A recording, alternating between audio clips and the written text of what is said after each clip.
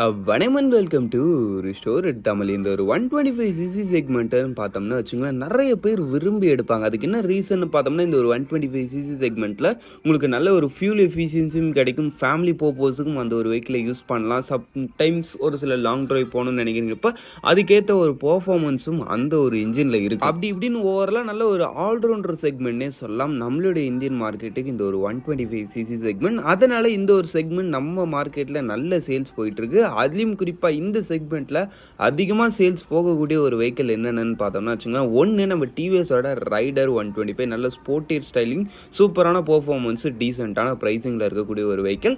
Next நம்ம Indian மார்க்கெட்டோட of the most fuel efficient 125cc Honda Shine 125. அதுலேயும் குறிப்பாக இப்போ புதுசாக லான்ச் ஆயிருக்க இந்த 2025 மாடல்னு பார்த்தோன்னா வச்சுங்களேன், உங்களுக்கு நல்ல லெவலான ஃபீச்சர்ஸ் அது இதுன்னு ஏகப்பட்ட விஷயங்கள் அப்கிரேட் பண்ணியிருக்காங்க. அப்படின்றப்ப இதுவுமே இந்த ஒரு 125cc செக்மெண்ட்டில் இப்போ ஒரு பெஸ்ட் வெஹிக்கிள் சொல்லப்போனால் இந்த ரெண்டுமே பெஸ்ட்டு தான். பட் நான் இந்த ரெண்டுத்தில் உங்களுக்கு எது பெஸ்ட்டுன்னு ஒரு முடிவு எடுக்கும்போது தான் நிறைய குழப்பங்கள் வரும். அந்த ஒரு குழப்பத்தை தீர்த்து வைக்கிற விதமாக இன்றைக்கி நம்ம இந்த வீடியோவில் இந்த டிவிஎஸோட ரைடர் 125 vs ஹோண்டா ஷைன் 125 ஒரு கம்பேரிசன் ரிவ்யூ தாங்க பார்க்க போகிறோம். அதனால் வீடியோக்குள்ளே போகிற மெடிச்சினோட கொஸ்டின் தெரிஞ்சுக்கல சப்ஸ்கிரைப் பண்ண ஒரு செகண்ட்ஸ் பண்ணோன்னே ஒரு தட்டி விட்டிங்கன்னா இதை மாதிரி சூப்பர் ஃபுட் அண்ட் ஆட்டோவில் கண்டென்ட்ஸ் உங்களை தேடி வந்துகிட்டே இருக்கும். சரி வாங்க இப்போ நம்ம அதிகமாக பேசாமல் வீடியோக்குள்ளே போகலாம். ஓகே, ஃபர்ஸ்ட் நம்ம இப்போ இந்த ரெண்டு வெஹிக்கிளுடைய டிசைன் கம்பேரிசன் வந்து இப்போ அவங்க டிசைன் வைஸ் பொறுத்தளவுக்கு நம்ம ஹோண்டாவோட SP125 பொறுத்தளவுக்கு அது வந்து சொல்லப்போனால் ஒரு ஃபேமிலி ஓரியன்ட் பைக் தான். பட் ஆனால் அந்த ஃபேமிலி ஓரியன்ட் ஸ்டைலிங்லேயே கொஞ்சம் அந்த ஒரு ஸ்போர்ட்டி லுக்கும் மிக்ஸ் பண்ண மாதிரி அந்த வெஹிக்கிளுடைய டிசைன்ன்றது இருக்கும்.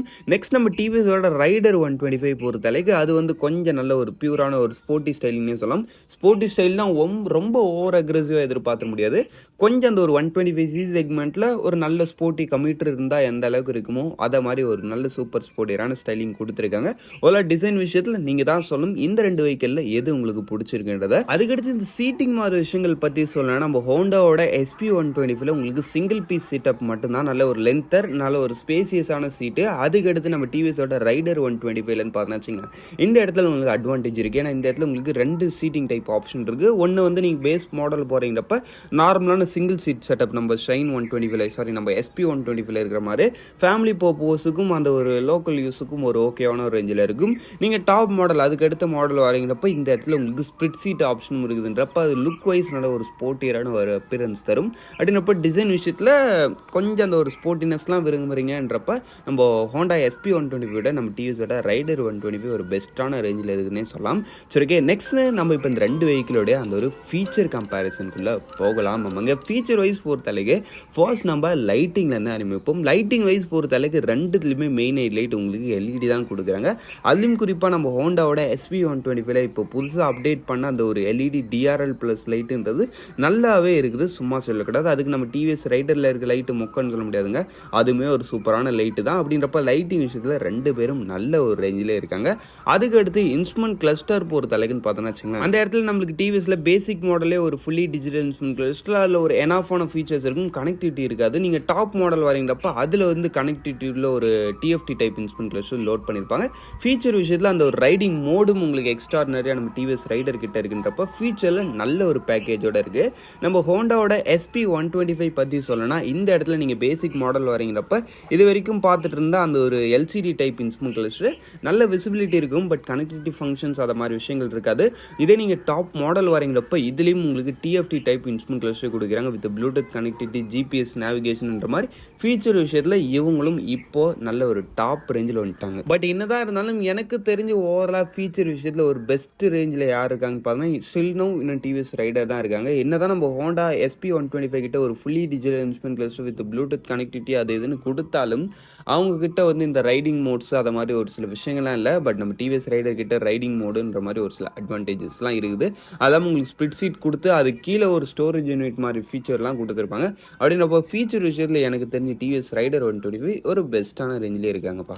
சரி ஓகே, நெக்ஸ்ட்டு நம்ம இப்போ இந்த ரெண்டு வெஹிக்கிளோட இன்ஜின் கம்பேரிசனுக்குள்ளே போகலாம். இன்ஜினில் ஃபர்ஸ்ட் நம்ம இந்த டிவிஎஸோட ரைடர் 125 பார்ப்போம். இதில் உங்களுக்கு யூஸ் பண்ணிக்கிறது ஒரு 124.8cc சிங்கிள் சிலிண்டர் 4 ஸ்ட்ரோக் 3 வால்வ்க்கான ஒரு air and oil cool type engine கொடுத்துருக்கிறதா சொல்கிறாங்க. இந்த இன்ஜினோட உங்களுக்கு ஒரு 5 ஸ்பீட் கியர் பாக்ஸ் தான், பெட் மல்டிப்ளேட்ஸ் கிளச் தான். இந்த இன்ஜினோடைய பவர் ஃபிகர் வைஸ் பொறுத்த அளவுக்கு 11.2 bhp ஆஃப் பவர்ஸும் 11.2 நியூட்டன் மீட்டர்ஸ் ஆஃப் டார்க்கும் ப்ரொடியூஸ் பண்ணுது.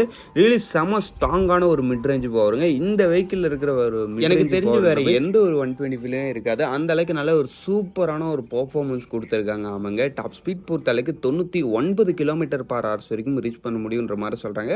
பட் ரியல் லைஃப்பில் ஒரு 100+ வரைக்கும் போக முடியுது. அது இல்லாமல் நீங்கள் உங்களுக்கு 80-90ல் மெயின்டைன் பண்ணால் கூட வைப்ரேஷனே இல்லாமல் இருக்கும். உங்களுக்கே டவுட் வரும் இது ஒரு 125ன்ற மாதிரி. அந்த அளவுக்கு நல்ல ஒரு வெல் ரிஃபைண்டுன்னு சொல்ல முடியாது, ஒரு ஸ்மூத்தான இன்ஜின் கொடுத்துருக்காங்க. இந்த இதில் கொஞ்சம் ரிஃபைன்மெண்ட் இஷ்யூம் இருக்குது.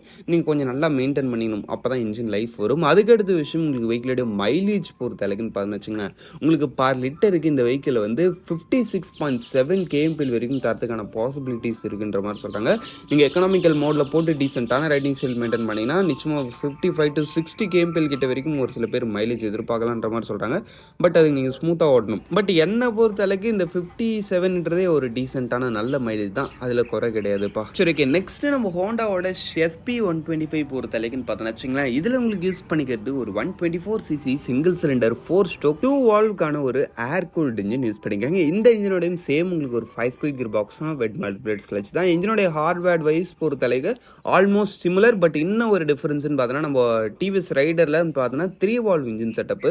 பட்னா எங்களுக்கு இந்த இடத்துல நார்மலான 2 வால்வ் செட்டப் தான். அது 3 வால்வ் இன்ஜின்ன்றதுனால தான் அந்த ஒரு மிட் ரேஞ்சிலும் வைப்ரேஷனே இல்லாமல் செம்ம ஸ்மூத்தாக க்ரூஸ் பண்ணுது. சரி, ஓகே. நெக்ஸ்ட்டு நம்ம SP125 பவர் ஃபிகர் வைஸ் பொறுத்த அளவுக்குன்னு பார்த்தோன்னா வச்சுங்களேன், 10.7 bhp பவர்ஸும் 10.9 newton metres of torque produce பண்ணுது. பவர் வந்து நிச்சயமாக நம்ம டிவிஎஸை விட கொஞ்சம் கம்மி தான். பட் நான் ரொம்ப கம்மின்னு சொல்ல முடியாது. அந்த ஒரு 125cc செக்மெண்ட்டுக்கு ஓகேவான ஒரு பவர் இந்த ஒரு வெஹிக்கிள் இருக்குது. டாப் ஸ்பீட் பொறுத்த அளவுக்கு 100 km/h வரைக்கும் ரீச் பண்ண முடியுன்ற மாதிரி சொல்கிறாங்க. உங்களால் நிச்சயமாக ஒரு 100+ போக முடியும், ஒரு 110 சம்திங் போகலான்னு நினைக்கிறேன் நீங்கள் நல்லா ஸ்ட்ரெச் பண்ணிங்கன்னா. பட் ஆனால் என்னை பொறுத்தளவுக்கு இந்த வெஹிக்கிள்ஸில் 100+ போகிறதுலாம் ரெக்கமெண்டட் கிடையாது. ஏன்னா பிரேக்கிங் மாதிரி விஷயங்கள்லாம் பொறுத்தளவுக்கு நார்மலாக கம்பைன்டு பிரேக்கிங் சிஸ்டம் தான் கொடுக்குறாங்க. உங்களுக்கு ஏபிஎஸ் மாதிரி சேஃப்டி ஃபீச்சர்ஸ் இல்லாதனால நீங்கள் 100+ ஸ்பீட் போகிறதுன்றது அந்த அளவுக்கு ரெக்கமெண்டட் கிடையாது. முடிஞ்ச அளவுக்கு கொஞ்சம் ஸ்லோவாகவே ஓட்டுங்க. அதுக்கு அடுத்த விஷயம் உங்களுக்கு இந்த வெஹிக்கிளோட மைலேஜ் பொறுத்த அளவுக்குன்னு பார்த்தீங்கன்னு வச்சுங்களேன், பர் லிட்டருக்கு இந்த வெஹிக்கிள் சாலிடாக 64 kmph கிட்ட வரைக்கும் தருன்ற மாதிரி சொல்கிறாங்க கம்பெனி ரிப்போர்ட்டு. ரியல் லைஃப்பில் இதை விடையும் ஒரு சில பேருக்கு மைலேஜ் எக்ஸ்ட்ரா தந்துருக்கிறதா சொல்கிறாங்க. பட் இன்னொரு விஷயம் நான் சொல்கிறது என்னன்னு பார்த்தோன்னா வச்சுங்களேன், நிறைய பேர் வந்து எனக்கு நீங்கள் சொல்கிற மைலேஜ் கிடைக்க மாட்டேதுன்ற மாதிரி சொல்கிறீங்க. அதுக்கு என்ன ரீசன் பார்த்தோம்னா, அது வந்து நல்ல ஒரு ஸ்மூத்தான ரைடிங் ஸ்டைல் மெயின்டைன் பண்ணும், வண்டியை மெயினாக நல்ல ஒரு கண்டிஷன்லேயும் மெயின்டைன் பண்ணும். அப்போ தான் உங்களுக்கு நான் சொல்கிற மைலேஜ் ஃபிகர்ஸ்ன்றது கிடைக்கும். செயின் ஸ்ப்ராக்கெட் ப்ராப்ளம் இருந்தாலும், இல்லை டயரில் ஏதாவது ப்ராப்ளம் இருந்தாலும், வேறு ஏதாவது ப்ராப்ளம் இருந்தாலும் மைலேஜ் டிக்ரீஸ் ஆக தான் செய்யும். அதனால் வண்டியை நல்லா மெயின்டைன் பண்ணுங்கள். அட் த சேம் டைமில் நல்ல ஒரு டீசென்ட்டான ரைடிங் ஸ்டைல் மெயின்டைன் பண்ணுங்கள். அந்த வெஹிக்கிளோட அந்த ஒரு ஃபியூல் எஃபிஷியன்சின்றது ஒரு எக்ஸலண்ட்டான ஒரு ரேஞ்சில் வரும். அதுலேயும் குறிப்பாக லாங் டிரைவ் சமயத்தில் தான் உங்களால் அந்த வெஹிக்கிளோட அந்த ஒரு உண்மையான மைலேஜ்ன்றதை கண்டுபிடிக்க முடியும். ஏன்னா அதை மாதிரி சமயத்தில் தான் நம்ம ஒரே ஸ்பீடில் ஓட்டும், அந்த மாதிரி சமயத்தில் நம்மளுக்கு மைலேஜ் அதிகமாகவும் கிடைக்கும். சரி, ஓகே. ஓவராலாக இதோட இன்ஜின் பற்றி சொன்னால் செம்ம ரிஃபைண்டான ஒரு இன்ஜின்ங்க, நல்ல ஒரு டியூரபிளான ஒரு இன்ஜின் கூட நல்ல லைஃப் வரும் ஹோண்டா இன்ஜின்ஸ் பொறுத்த அளவுக்கு. பட் ஆனால் ரீசெண்ட் டைம் இந்த ஹோண்டாவோட SP125ல அந்த ஒரு ஹெட்டில் வந்து ஆயில் லீக் ஆகிற ப்ராப்ளம்ன்றது நிறையா வெஹிக்கிள்ஸ் ஃபேஸ் பண்ணிட்டு வருது. அதுக்கு இந்த இடத்துலையாவது இப்போ 2025 மாடல்லையாவது ஏதாவது தீர்வு எடுத்துகிட்டு வந்திருப்பாங்கன்னு நினைக்கிறேன். சரி, ஓகே. பார்ப்போம், இன்னும் கொஞ்சம் நாளில் தெரிஞ்சிடும். சரி, ஓகே. நெக்ஸ்ட்டு நம்ம இப்போ இந்த 2 வெஹிக்கிளோடைய அந்த ஒரு பிரேக்கிங் அண்ட் டயர்ஸ் மாதிரி விஷயங்கள் பார்ப்போம். ஆமாங்க, நம்ம ஹோண்டாவோட SP125ல உங்களுக்கு யூஸ் பண்ணிக்கிறது ஃப்ரண்ட்டில் வந்து 130 mm ட்ரம், இல்லை 240 mm டிஸ்க், 2 ஆப்ஷன்ஸ் இருக்குது. பின்னாடி வந்து ஸ்டாண்டர்டாக 130 mm தான்.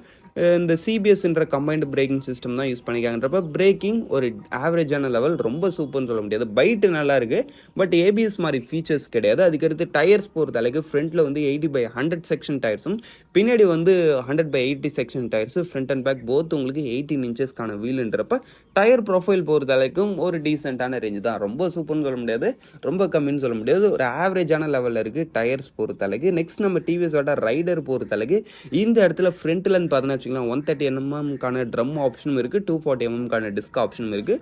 Braking it's okay. பேக்லன்னு பார்த்தோன்னா 130 mm ட்ரம் பிரேக் தான். இந்த இடத்துலையும் எஸ்பிடின்ற மாதிரி ஒரு கம்பைன்டு பிரேக்கிங் சிஸ்டம் தான் யூஸ் பண்ணிக்கிறப்ப இதோட பிரேக்கிங்கும் ஒரு ஆவரேஜான லெவலில் தான் பாருக்கு. டயர்ஸ் பொறுத்த அளவுக்கு இந்த இடத்துலையும் சேம் ஃப்ரண்ட்டில் வந்து 80/100 செக்ஷன் டயர்ஸும், பின்னாடி வந்து 100/90 செக்ஷன் டயர்ஸ் கொடுக்குறாங்க. ரெண்டுமே 17 inchesக்கான வீலு, பட் அது 18 inches. கொஞ்சம் ப்ரொஃபைல் வந்து கம்மியாக இருக்குது நம்ம டிவிஎஸ் ரைடர் 125 கிட்ட. பட் ரைடிங் ஆல்மோஸ்ட் சிமிலராக தான் இருக்கும். அதுக்கடுத்து இந்த டிவிஎஸ் ரைடரோடைய அந்த ஒரு டோட்டல் வெயிட் பொறுத்தளவுக்கு 123 கேஜி கிட்ட வரைக்கும் போது ஈஸியாக ஹேண்டில் பண்ணலாம். என்ன பொறுத்தளவுக்கு இது கம்மி வெயிட் தான். சீட் ஹைட் பொறுத்தளவுக்கு 780 mm, கொஞ்சம் ஷார்ட் ரைடருக்கு ஆக்சசபிளான ஒரு சீட் ஹைட்னே சொல்லலாம். நல்லா ஷார்ட்டாகவே இருக்குது வண்டி. அதுக்கடுத்து நம்ம ஹோண்டாவோட SP 125 பொறுத்தளவுக்கு இதோடைய total weight 117 KG, seat height 790 mm கிட்ட வரைக்கும் வருதுங்க. அப்படின்றப்ப அதை மாதிரி விஷயங்கள்லையும் உங்களுக்கு நம்ம SP 125 நல்ல ஒரு ரேஞ்சில் தான் இருக்குது. ஓவரால் டைமென்ஷன்ஸ் மாதிரி விஷயங்களில் நம்ம SP 125 விட நம்ம டிவிஎஸ் ரைடரை விட நம்ம SP 125 இன்னும் கொஞ்சம் லைட் வெயிட்டான மாடலாக இருக்குது. ஹேண்டலிங் இன்னும் கொஞ்சம் ஈஸியாக இருக்கும். பட் சீட் வெயிட் இதில் கம்மின்னு பார்த்தீங்கன்னா நம்ம டிவிஎஸோட ரைடர் 125 தான். அதனால் நீங்கள் கொஞ்சம் ஷார்ட் பர்சனாக இருக்கீங்கப்போ நீங்கள் நிச்சயமாக டிவிஎஸ் ரைடர் கூட கன்சிடர் பண்ணலாம். சரி, ஓகே, ஃபைனலாக நம்ம எல்லாத்தையும் பார்த்தாச்சு. இப்போ நம்ம இந்த ரெண்டு வண்டியோட ஆன்ரோட் ப்ரைஸிங், ஆன்ரோட் வேணால் எக்ஸ்ஷோரூம் பார்க்கலாம். எக்ஸ்ஷோரூம் பொறுத்த அளவுன்னு பார்த்தீங்கன்னா நம்ம டிவிஎஸோட ரைடர் 125 பேசிக் மாடல் வந்து உங்களுக்கு ஒரு 89,000 அரௌண்ட் ஸ்டார்டிங் ஆகி டாப் மாடல் வந்து 1,10,000 கிட்ட வரைக்கும் வருது எக்ஸ்ஷோரூமே. நம்ம ஹோண்டாவோட ஷைன் 125 இப்போ புதுசாக லான்ச் ஆயிருக்கு இந்த ஒரு 2025 மாடல்னு பார்த்தோன்னா உங்களுக்கு நார்மல் டிஸ்க் ப்ளஸ் அந்த ஒரு LCD instrument cluster model ex showroom price வந்து அரௌண்ட் உங்களுக்கு ஒரு 92,000 ஸ்டார்டிங் ஆகுது. அதுக்கடுத்து டாப் மாடல் டிஸ்க் ப்ளஸ் அந்த ஒரு TFT டைப் இன்ஸ்ட்ருமெண்ட் கிளஸ்டர்லாம் வருது பாருங்க, அதோட எக்ஸ்ஷோரூம் ப்ரைஸ் வந்து ஒரு 1 lakh கிட்ட வரைக்கும் வருதுன்றப்ப ப்ரைஸிங் விஷயத்தில் ஒரு ஆவரேஜான லெவல்னு சொல்லலாம். பட் கம்பேரிசன் வரும்போது அந்த இடத்துல நிச்சயமாக நம்மளுக்கு எஸ்பிக்கு ஒரு அட்வான்டேஜ். ஏன்னா ப்ரைஸிங்கில் ஒரு அஃபோர்டபுளாகவே இருக்காங்க. அப்படின்றப்ப அஃபோர்டபுளான ப்ரைஸிங் வேணும்னு நினைக்கிறீங்கப்போ நிச்சயமாக நீங்கள் ஹோண்டாவோட SP 125 சைடு போகலாம். சரி, ஓகே, அவ்வளோதான் ஃப்ரெண்ட்ஸ்.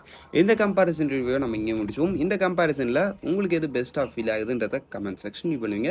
உங்களுக்கு நல்ல ஸ்போர்ட்டியரான பர்ஃபார்மன்ஸு, இன்னும் நல்ல டாப் நாச்சான ஃபீச்சர்ஸ் வேணும், எனக்கு மைலேஜ் அண்ட் ப்ரைஸிங் மாதிரி விஷயங்களில் என்னால் காம்ப்ரமைஸ் பண்ண முடியும்னு நினைக்கிறீங்கப்போ நிச்சயமாக நீங்கள் டிவிஎஸோட ரைடர் 125 சைடு வரலாம்.